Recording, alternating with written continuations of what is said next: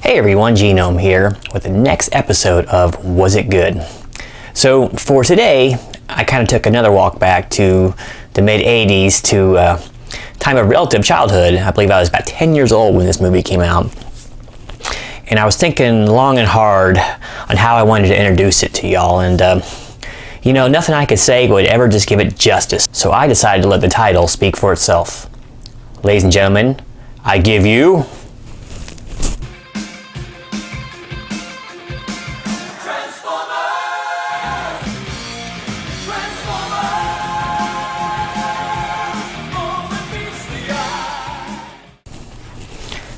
Well, now that introduction's out of the way, I guess y'all figured out that I'm going to be reviewing Transformers, the animated movie from 1986.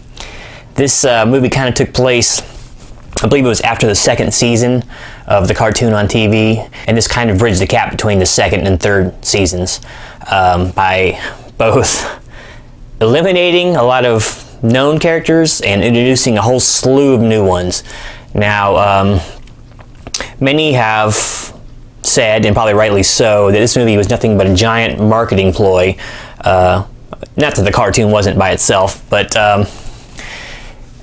it took some, I don't want to say liberties with the story, but it definitely was made to get people buying new toys, because I guess toy sales had slumped by this point a little bit for them. So they decided to go into a new direction. Now I will say that they went into what I would call a bold direction, and they upset a lot of people. But I think the movie is actually better off for it. So a little about this movie. I know that when it came out, I was pretty stoked to go see it. I don't recall seeing it in the theater. I'm pretty sure I rented it on VHS. But it was a big deal. Transformers was still in at the time, so I remember seeing the movie poster was really cool. Hopefully I can find a good picture of it for you, and I'll include it. It looked a lot like this one. Actually, this might be the official one, but. So yeah, it looks pretty epic, and I was pretty stoked to go see it. So anyway, saw it on VHS. I believe I had a friend over, but yeah, I remember liking it. A couple parts of it might have been slightly traumatizing, but nothing I couldn't handle, right? I barely speak about it at all anymore. In any case, the movie at the time probably met my expectations. I wouldn't say it exceeded them, but then again, how many movies actually do completely meet your expectations when you're going from an established franchise? Let's take, I don't know, maybe Pet Sematary versus the book. Okay, I mean, the movie is pretty much trash, and the book was pretty great, as I recall. It's been a long time since I read it. So often we go into these things expecting maybe a little more from them than we really should. So this movie was, as I said before, released in 1986, so it's a golden oldie. It was directed by Nelson Shin, and what's really kind of interesting about this movie is not just the animation aspect of it, which was actually fairly good now that I look back at it, but the voice cast. They didn't just use voice actors. I mean, well, they did, of course, like all the regulars from the TV show were pretty much there, but they actually brought in a lot of celebrities to voice other main characters in this movie, which is kind of a relatively newer thing. This really wasn't popularized till much later on down the road with like the Pixar movies and things like that. Just a couple of examples here. You had Eric Idle was in there. Lionel Strander was in there. Casey Kasem from Top 40 Countdown he had a small part in there. Those are some of the less known names. But here's some of the names that were fairly well known at the time and are still known now. Judd Nelson in there. He played Hot Rod in this movie. Robert Stack as Ultra Magnus. I'm always thinking of him as from Airplane and in his serious roles back in the older days, but I digress. Leonard Nimoy of Spock fame was in this movie as Galvatron. And Orson Welles, of all people, Orson Welles, he did the voice for Unicron at the end. Legend has it that he wasn't too thrilled with it, but I guess he needed the money, and he didn't live too long after he did his parts anyway, so sorry to hear that. Really though, there's just too many voice actors to name them all in this movie, because the whole movie is animated, and of course there's going to be tons of voice actors because there's a lot of characters in this movie. Most of them are bit part, but there's still a lot to go through. And a lot of the voice actors will actually record for several of the different characters. The two best examples are the main protagonists' voice actors. Peter Cullen, who voices Optimus Prime, and Frank Welker, who voices Megatron. Now, both of these voice actors, you know, they're veterans of the game, but they've also voiced a lot of the other Transformers in this series. And what do you want to say about the voice work? Their work is exceptional. In fact, the voice work out throughout this movie is really, really good. I even like RC's voice, even though I wasn't really a huge fan of the character at the time. But let's take examples of non-established voice actors and see how they kind of line up with the other voice actors in the story. So, what am I talking about? Well, a lot of people really praise Leonard Nimoy for his role as Galvatron. He did well with it, but I don't think he was anywhere near as good as Frank Welker did. And I know the character changed dramatically. I mean, he completely changed body and everything, so his voice was going to likely change. But Frank Welker's Megatron voice just sounded so much more, I don't know, dangerous, more aggressive. He just sounded like more of a badass and someone that would be feared. No! Such heroic nonsense. As opposed to Nimoy's still rather laconic speech, you know. He did good, and there's the underlying thought of menace behind the character, the way he voiced it. Magnus, I want the Matrix. Never! We exterminate him! But it's nothing against the raspy voice of command of Megatron's, as done by Frank Welker. You're an idiot, Starscream.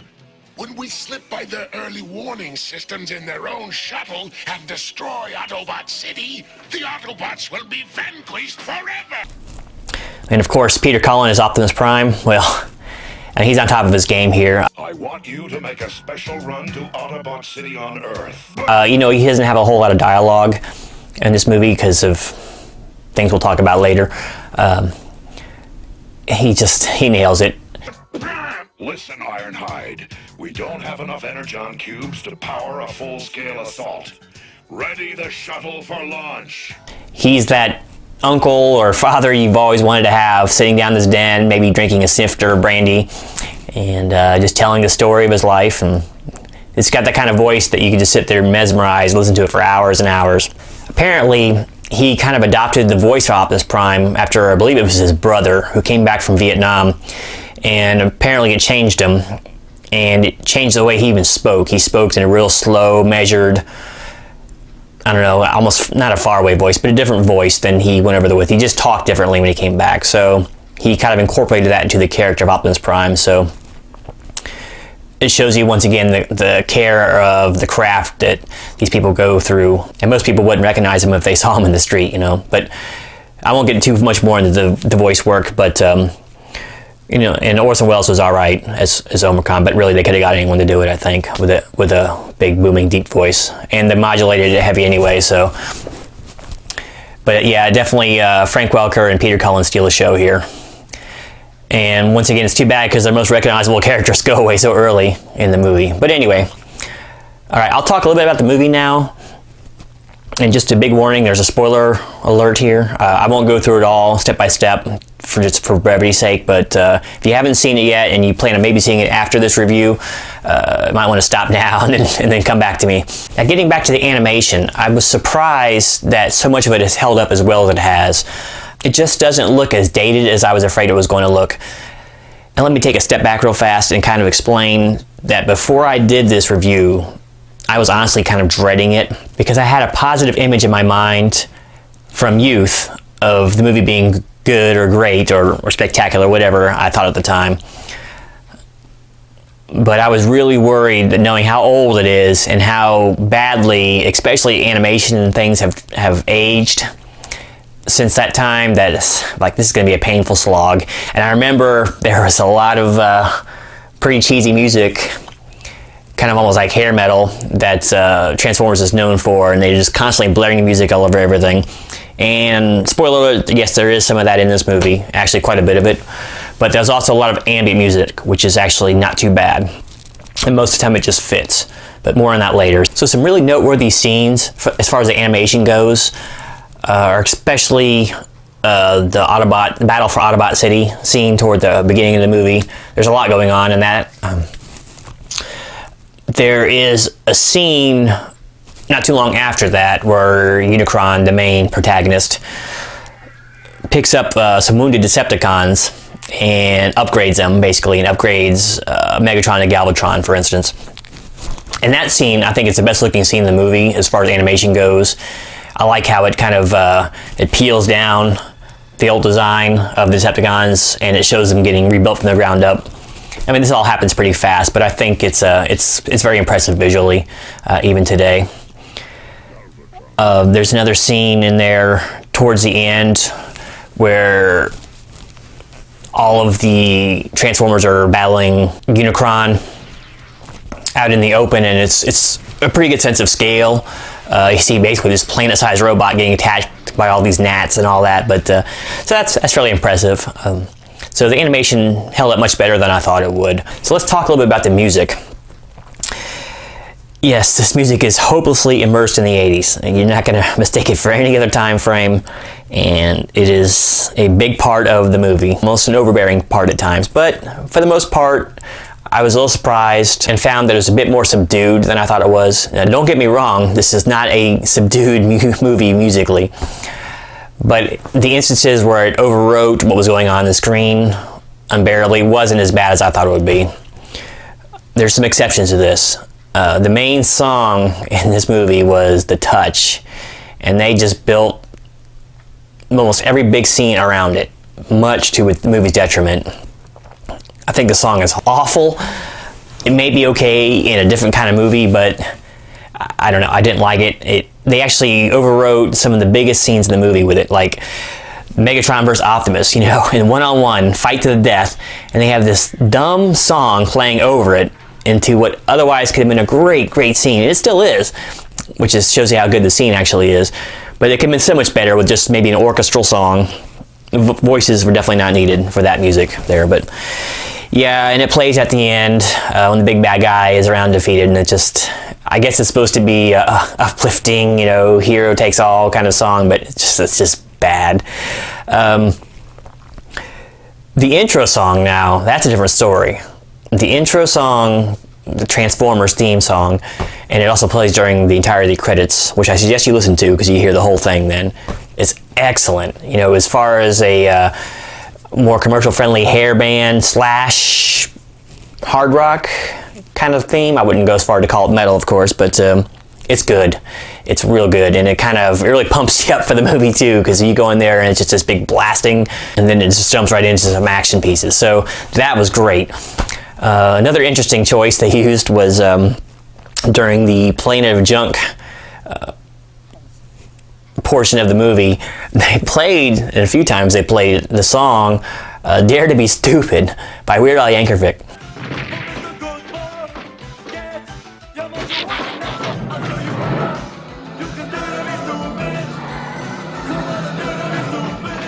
Which is kind of a hodgepodge of Devo songs that he parodied and put together.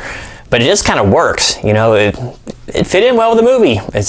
I don't know if the lyrics did, but the music did itself. And a lot of, as I said a little bit earlier, the more instrumental pieces, the more subdued background music was pretty good, and usually conveyed what was going on in the movie fairly well. So no real complaints there. So yeah, I would have toned down the music a bit, at least as far as the more traditional vocalized music, and gone with more of the ambient music, and let the action and the characters do the talking. So let's talk about some highlights to this movie. Well, the introduction is superb. They do a great job showing what a threat this Unicron character is to the overall existence of the Transformers themselves. So this is an enemy like we have never seen before. This is a planetary scale kind of enemy, and it's one none of them can defeat single-handedly. And even as a team, it doesn't look like they can beat this thing. It's eating planets literally for energy. So, but the intro was great, showing it preying on that innocent planet of robots, which is not Cybertron, it's a different planet. So the intro was great. The battle for Autobot City was pretty good. Got a little corny in times, and that's another thing about this movie. They like to throw kiddie humor in there, but it's a show aimed at kids and toys, so there is that. And that led into the epic one-on-one battle between Optimus Prime and Megatron. I mean, it opens up with one of the most iconic lines actually in movies, not just in cartoons, and it can't just be relegated to that. This is a great movie line. It's this one right here. Prime. One shall stand, one shall fall. I mean, who can't get behind that? And the fight itself is pretty well done, except for the damn music that takes away from a lot of it, but it's good. There's backs and forths, and there's some treachery involved, and they both basically, for all intents and purposes, kill each other. But it's the last fight for that big Battle of the Bulge, the big push there. So that's another highlight of the movie.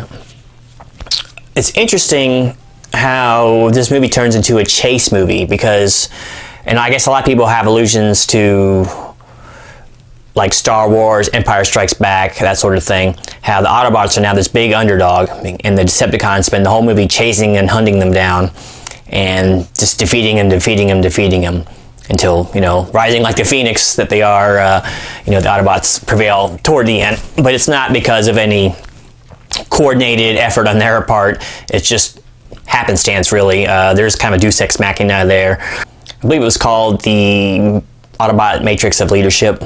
Could be wrong there. I don't want to watch it again to find out, but that kind of finishes it off. But basically, Autobots are outgunned, outmanned at every turn, and they spend most of the movie just trying to get away to regroup so they can try to launch some sort of counteroffensive, but it doesn't work too well for them. So, and that was another thing that was interesting. There's a lot of times, and especially in children's shows, that most of the time the bad guys are really no threat. And as you'll see in this movie, the bad guys are a serious threat, and by that I mean we're talking lethal. This is where a lot of people got angry. This cartoon took the liberty of killing off several of the main characters here, and I'm not just talking like Cliff Jumper and Ironhide and a few of the other ones that were beloved but not as big. They killed off Optimus Prime in this movie. Okay, the biggest character, most popular character in the entire franchise, and they killed him. I fear the wounds are fatal. And supposedly it traumatized some kids, and heck, I might have got a little teary-eyed myself. I can't really remember, but it's a poignant scene, and it's done well, and it's another excellent example of Peter Cullen's voice work in that scene too, because he goes from, you can believe he's just barely able to get the words out. Prime, you can't die. Do not grieve. Soon, I shall be one with the Matrix. As he goes, so yeah, that made a lot of kids real sad, but and Optimus Prime is not the only one. There's a lot of kills in this movie. They actually even swear in this movie, I think twice. One of the human characters swears, and then Ultra Magnus, right before he bites it, he swears too, as he's basically facing down the end of a barrel of a gun. Open. Damn it, open! Prime, you said the Matrix would light our darkest hour. So there's some actual consequences in this movie, even though some of that gets kind of, I wouldn't say retconned. It does get retconned later on in the series, but in the movie itself, Optimus doesn't come back in the movie. I'll give you that much right now. He's out for good, and I think they considered just writing him out forever at that point, until the backlash from the fans was overwhelming, and they brought him back in later episodes. But looking at how popular even the character of Optimus Prime is now, it's pretty incredible that they took a chance of offing him. And Megatron gets upgraded into Galvatron, so he's no longer even Megatron. He is mostly, but it's a different character. So yeah, they took a lot of chances with this movie as far as that goes, and that once again gets into them making way for the new toys to be sold by killing the old characters. But still, it's very surprising to see in a movie aimed towards kids to see that much death and, I guess, repercussions of war. This is essentially a movie about war, and fought by giant cartoon robots, but still it's a movie about war, and there's real casualties. So maybe there's some great message there after all about really thinking out your plan and the long-term repercussions of said plan. But anyway, that's maybe digging too deep into it. Some lowlights. Well, this movie had a few of them. A lot of them center around the human characters. They're just completely useless. I do like that they're not in the movie very much at all, because they're nothing but annoyances, really, and just made for the kids. But once again, this is a kids movie, so what can I really say about that? But they're just boring and lame. There's a scene in the movie where I can't remember what they're called, Junkticons or something like that, and the Autobots, they said they're all friends after fighting for about half an hour. and they have this dance scene, a freaking dance scene.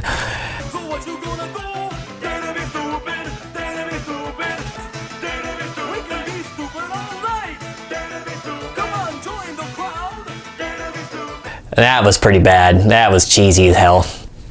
But I mean, other than that, and some of the cheeseball dialogue, which is to be expected in any series aimed at kids and expressly being marketed towards them, yeah, you're gonna have that kind of thing. So it's not as bad as it could have been. Yeah, a lot of the humor is pretty bad. But once again, maybe to a 6 to 10-year-old, it might have been funny. I wasn't interested in the laugh myself. Even as a 10-year-old, I wanted to see the action. But anyway, so getting down to it, was Transformers the movie good? Well, I guess beauty's in the eye of the beholder. I will say this: if you're not a fan of Transformers, especially the cartoon from the older days, or maybe the newer ones, I don't know, haven't watched them, so I couldn't tell you, but this movie is not for you. This is a fan film, and there's very little to hold the interest of someone who doesn't know what's going on, and you won't have any emotional attachment to some of the characters in this movie like you would if you were a longtime fan of the series. So I will caveat saying whether it was good or bad by it depends, and that depends if you're a fan of Transformers. If you are not a fan of Transformers, this movie is pretty awful. Very little going for it. Characters are kind of bland for the most part when you don't understand their character arcs from, like I said previously. And the music can turn a lot of people off, and maybe the pacing too. The pacing is a little bit haphazard. It's mostly fast though, so it mostly moves along. There's very little time for introspection or useless dialogue, so that part of it's pretty good. If you're a fan of the movie, I will say it is good, and it's not great. It's as tempting as it is to say it is great, because it has held up well.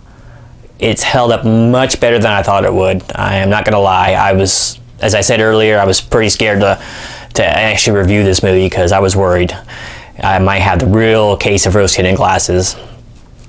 But I don't think that was an issue when I say this movie is good now. The movie, upon reflection, is good. It holds up much better than I gave it credit for.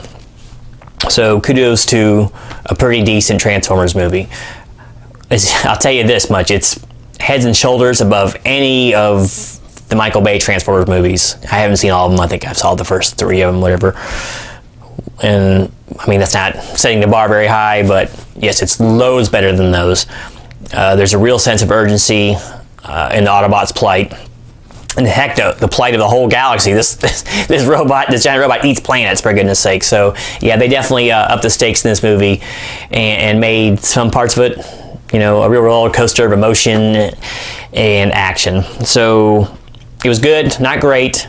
If you're a fan of cartoon robots, maybe an anime, and basically any type of of geek culture, yeah, check it out. It's definitely worth a view.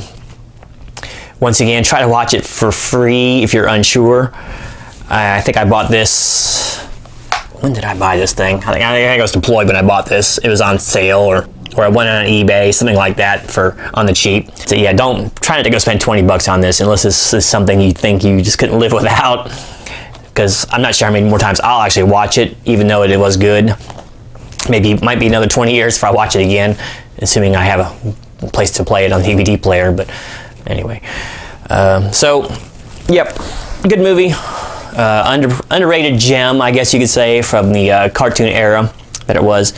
Fun fact is that because of the death count in this movie, it actually made some changes to another movie that was getting developed, G.I. Joe, The main character in that was Duke, and he was slated to die as well.